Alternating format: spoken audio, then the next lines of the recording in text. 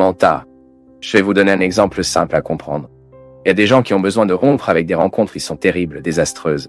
Cette personne ne fait que vous blesser, vous le savez, mais vous avez un lien avec eux, vous avez un besoin affectif. Vous ne pouvez pas rompre cette relation.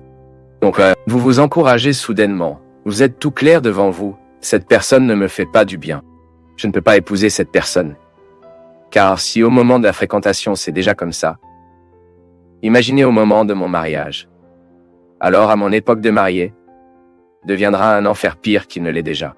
Ensuite, vous vous encouragez et êtes motivé par des gens à côté de vous à casser.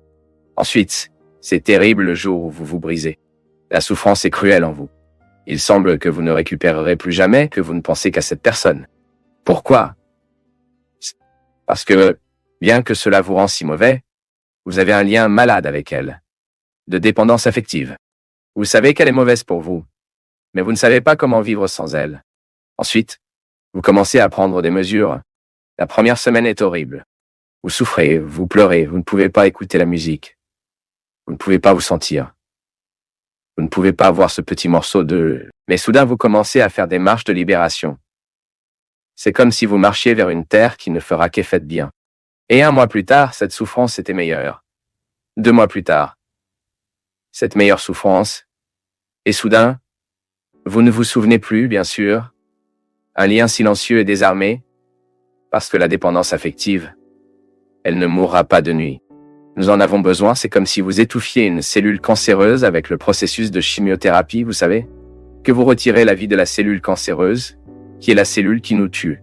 Disons ensuite 3 mois plus tard, vous revenez à nouveau avec cette personne, et que vous avez cette célèbre rechute. Là, c'est prêt.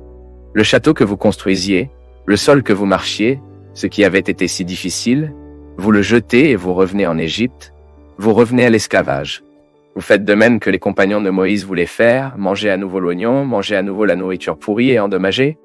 Ensuite, vous reprenez cette relation, car elle est malade, et vous n'avez pas pris en charge la bonne distance que vous devez maintenir. Parce que lorsque vous avez cette dépendance affective, vous devez établir la distance, car sinon vous ne guérissez pas. Vous devez arrêter de vouloir connaître la vie de cette personne, car sinon vous ne guérissez pas. Vous devez